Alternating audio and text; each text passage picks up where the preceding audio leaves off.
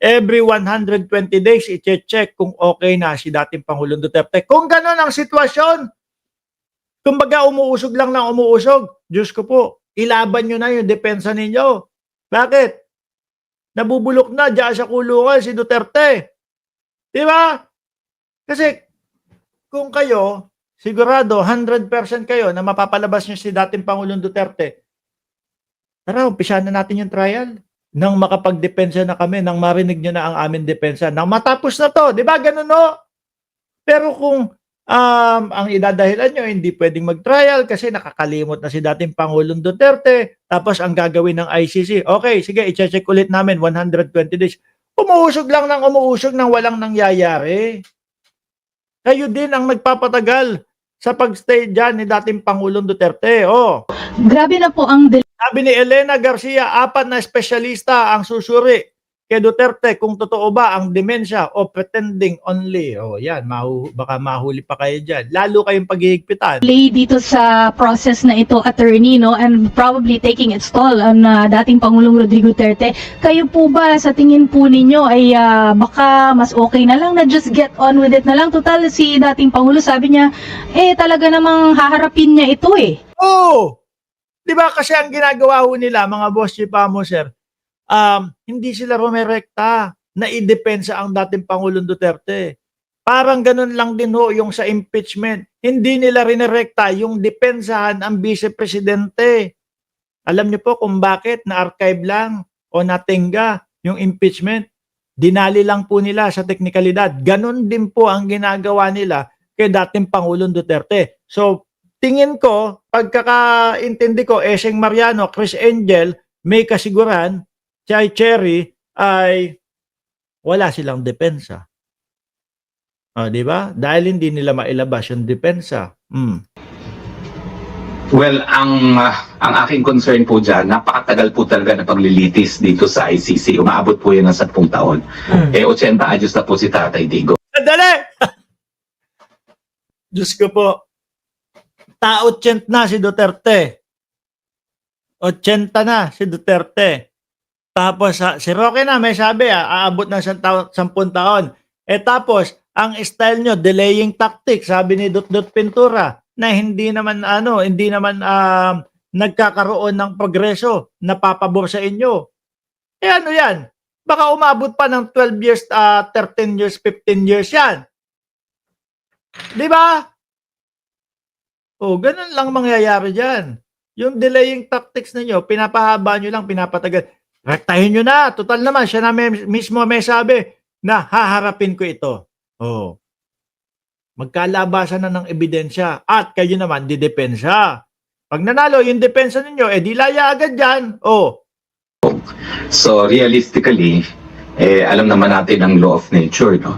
So importante na sa dalang mabilis sa panahon ay ma-dismiss yan. Kaya ano ba ginagawa nyo kasi?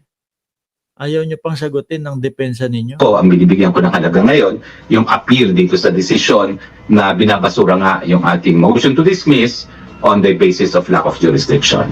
Pero dahil may apela pa, pwede pang mag-appeal, Secretary, ano yung ibig sabihin hindi pa siya pwedeng mag-push through? We have to wait for the decision for the appeal. Ganun po ba yun? Well, ang decision po ng pre-trial chamber, may jurisdiction sila. So tuloy-tuloy lang ang kanilang paglilitis, no? Hanggang lumabas ang desisyon ng appellate tribunal na nagsasabi. Yung mga DDS, iiyak na naman. Ayan, sinasabi ng ICC, may jurisdiction sila. Bato, Bunggo. Psst, uy. Kayong dalawa, ihanda nyo na yung karton nyo. Na wala ng jurisdiction. Ibig sabihin, kayo din, mapupunta din doon. At po pwede nang ma-dismiss ang kaso. So, ibig po bang sabihin, pwede na rin magdire-diretso yung pagre-release nila ng arrest warrant doon sa ibang Hop! Kung sino man po ang katabi ni Bato de la Rosa ngayon habang kung pinapanood nyo itong vlog ko, mag-prepare po kayo. Naubos ko na. Mag-prepare po kayo. Napakalamig na tubig. Ilagay sa gilid ni Bato de la Rosa. Sa kabilang panig naman po, yung pampababa ng presyon. Baka tumaas yan. Dahil eto ho, si Roque na ang magsasabi. Roque, i-real talk mo na si Bato. Sabi nilang possible na involved dun sa case po ni former president? Tama po kayo, no? Inaasahan ko ang mga susunod na hakbang ay yung pag-issue nga ng arrest warrant sa iba pang mga masasakdal. Tobats. Tobats. Uy, Tobats. Putrages ka, pupunta ka na naman ng bundok. baka sa mga susunod na mga araw ho, mga boss chief amo sir, ay baka absent si Bato sa Senado. O kaya, baka magkulong na si Bato doon sa loob ng Senado. Kasi nga, di ba, ang sabi ni Chis Escudero ay tutulungan natin si Bato de la Rosa sa abot ng legal na kapamaraanan. Ayan, o, di ba? Kaya lang, naku, parang si Chis Escudero nga din, no? Hindi ko na masyadong naririnig, mga bossing. Si Chis Escudero parang tahimik na, hindi na masyadong nagpaparamdam si Chis Escudero. Ang huli kong nakita kay Boss Chis is yung yung nagtalumpati siya ng 20 minuto at sabi niya ang mastermind daw ho, walang iba kundi si Martin Romualdez. Sabi ni Elsa Ramos, fake yung arrest warrant kung walang butas ang papel. Sana yun ang isipin ni Bato. Para kapag inisip niya, oy, walang tawag niya doon? Yung 2 butas, yung walang pancir. Oh, walang pancir yan. O sige, paniwalaan mo yan. Bigla ka damputin. Oh. Sabi doon kanina, ilabas yung red horse. Oh, magleletsyon. Pero pwede naman daw silang magsabay-sabay magluto. Si Bato, si Bongo. Sabay-sabay magluto ng kanilang kakainin. Si dating Pangulong Duterte at si Bongo. Oh. Sabi ni Ma'am Tuwilyer Wilfred, pruweba muna kay Kong Martin. Totoo naman ho yan sinasabi ninyo eh. Di ba? Kung wala silang ipapakitang pruweba, wag natin pag-usapan. Ganun lang po yan. Pag nagpakita na po sila ng pruweba, pag nagpakita na sila ng ebidensya, saka tayo mag-usap-usap, mga bossing. Di ba? Kung wala, chismis yan. Sabi ni Sir Chris Angel, sana ipaserox na lang ni Binoy yung standi ni Digong para tipid. Uy, hindi naman pwede. No? Kailangan, tag-iisa silang standi. Oh, kay Digong, na bit ni Robin Padilla. Oh, tapos sa kabilang kamay naman, si Bongo at si Bato de la Rosa naman. Oh, sabay, 3 magkakape. Di ba? Iisa-isahin na kayo, tago na kayo. Huwag mo sabihin yan kay Bato, baka sundin ka.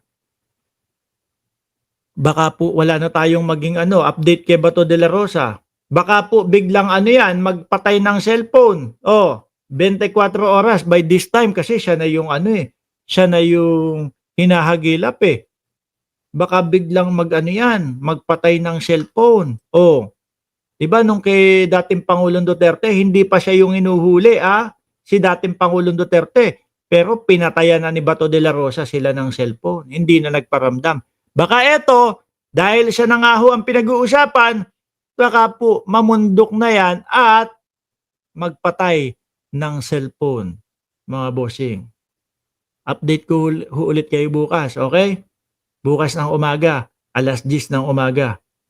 Dito pa din po sa Mark Ramos Channel. At kayong 680 viewers, mamaya magsama-sama tayo doon sa Birahan PH. Nasaan ba yan? O eto, 6,000 na tayo dyan, mga boss chief amo sir ang bilis. Siguro may mga mga 14 days na yata itong tumatakbo. Ayan, 6,000 subscribers na ho, mga kababayan.